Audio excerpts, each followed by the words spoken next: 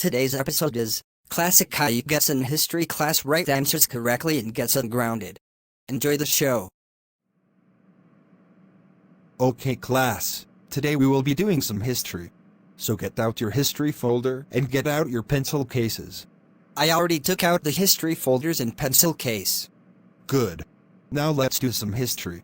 Classic Caillou, what is World War I and World War II? World War I and World War II were two of the most significant events in modern history that had a profound impact on the world as we know it today. World War I, 1914 to 1918, was a global conflict that involved the major world powers at the time, including the Allied powers, France, Russia, the United Kingdom, and later the United States, and the Central Powers, Germany, Austria-Hungary, and the Ottoman Empire. The war began after the assassination of Archduke Franz Ferdinand of Austria-Hungary by a Serbian nationalist in 1914, and it quickly escalated into a full-scale conflict that ravaged Europe and other parts of the world.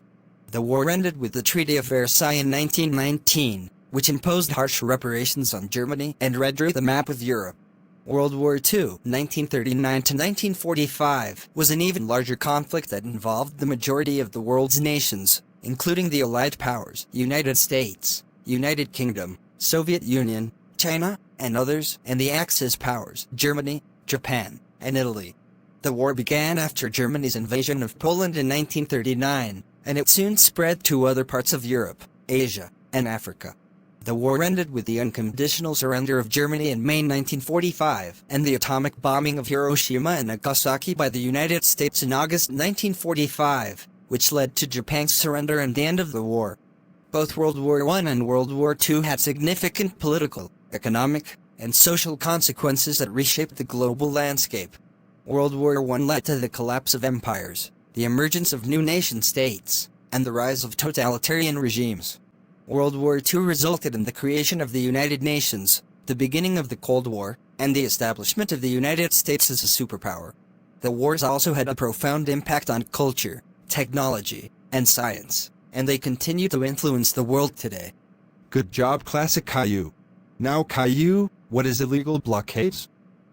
An illegal blockade is a situation in which a group of people or an organization uses physical force or other means to prevent the movement of goods, services, or people in or out of a particular area or facility without legal authorization. Blockades can take various forms, such as the use of physical barriers like barricades, the occupation of roads or ports, or the disruption of transportation networks. Blockades can be used as a tactic in political protests, labor strikes, or in situations where there are conflicts between different groups or interests. However, when a blockade is illegal, it means that it violates the laws or regulations that govern the movement of goods, services, or people. For example, an illegal blockade may involve the unauthorized closure of a public road, the obstruction of a commercial port, or the blockade of a building or a government facility. Illegal blockades can have serious consequences, such as disrupting the flow of goods and services, causing economic harm to businesses and communities, and endangering public safety. As such, governments may use legal means to intervene and disperse illegal blockades, and individuals or organizations involved in such activities may face criminal charges and other legal consequences. Good job Caillou. Now Rosie, what is historian? A historian is a person who studies and analyzes the past to understand human experiences, behaviors, and societies. Historians use a range of methods, sources, and techniques to examine historical events, people, and movements, and to interpret the patterns, trends, and changes that have occurred over time. The role of a historian involves a variety of tasks, such as conducting research, collecting and analyzing data, synthesizing information, interpreting evidence, and presenting their findings through various mediums, such as books, articles, lectures, and exhibitions. Historians may also work in a variety of settings, including universities, research institutes, museums, archives, libraries, and government agencies. To become a historian, individuals typically need to pursue higher education in history or a related field, such as anthropology, sociology, or political science. This may involve obtaining a bachelor's degree in history, followed by a master's degree and/or a PhD. Some historians also pursue postdoctoral research and fellowships to gain further expertise and recognition in their areas of specialization. Historians can specialize in a wide range of subjects, such as political history, social history, economic history, cultural history, intellectual history, and diplomatic history. They may focus on specific regions, such as Europe, Asia, Africa, or the Americas, or on specific periods, such as the medieval era, the Renaissance, the Enlightenment, or the Cold War. Some historians also use interdisciplinary approaches, drawing on other fields of study, such as psychology, literature, or art history, to enrich their analyses of the past. Overall, historians play a critical role in shaping our understanding of the past and informing our perspectives on the present and future. By uncovering and interpreting historical patterns and trends, they contribute to our knowledge and appreciation of human experience and culture, and help us to navigate the complexities of our world. Good job, Rosie. Now, Daisy, what is Egyptians? The Egyptians are the people who are native to the country of Egypt, a country located in North Africa. The ancient Egyptians are famous for their achievements in architecture, art, language, religion, and science, and their civilization was one of the earliest and most influential in human history. The ancient Egyptians developed a complex society that was organized around a centralized government, a complex religious belief system, and a sophisticated system of writing and record-keeping. They are well known for their monumental architecture, such as the pyramids, which were built as tombs for pharaohs and their consorts. They also made significant contributions to mathematics, astronomy, medicine, and engineering, among other fields. The ancient Egyptian civilization lasted for several thousand years, from around 3100 BC to the end of the Pharaonic period in 332 BC, when Egypt was conquered by Alexander the Great. Since then, Egypt has been home to various cultures, religions, and ethnic groups, including the Coptic Christians, who trace their roots back to the ancient Egyptians.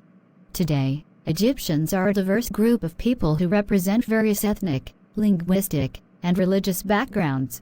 The majority of Egyptians are Muslims, although there are also significant Christian and Jewish communities in the country.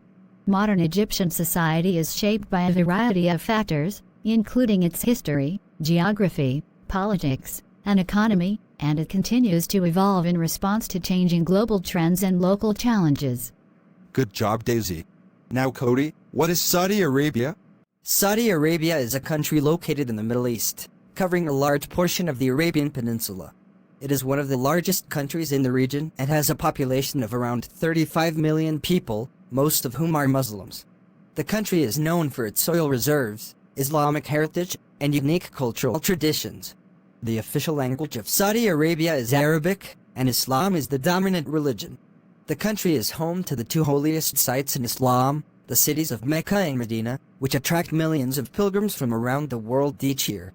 The Saudi Arabian government is a monarchy, with the king as the head of state and the prime minister as the head of government. Saudi Arabia is the world's largest exporter of petroleum and is a founding member of the Organization of the Petroleum Exporting Countries, OPEC.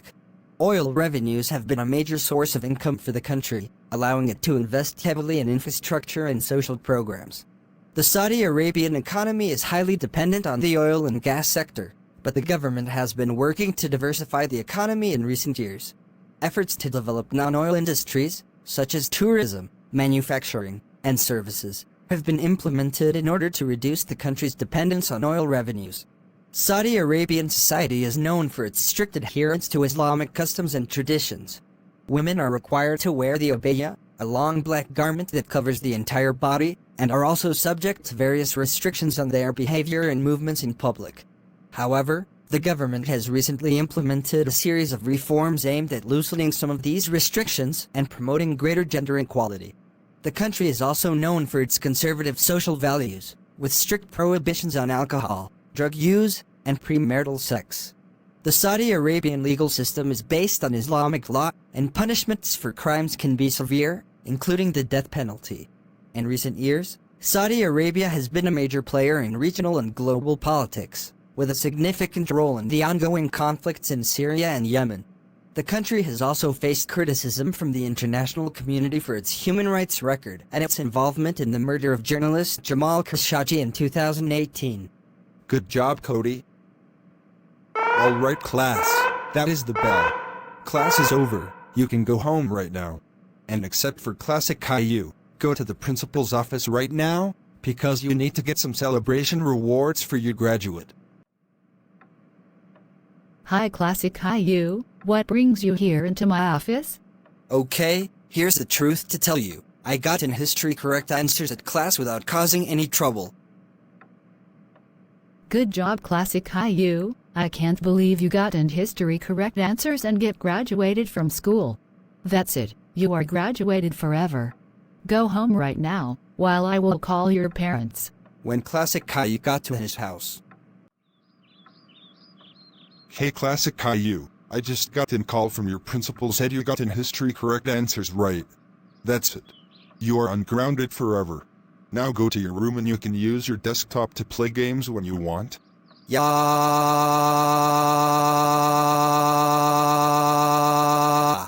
Thanks, Dad. You're the best. You're welcome.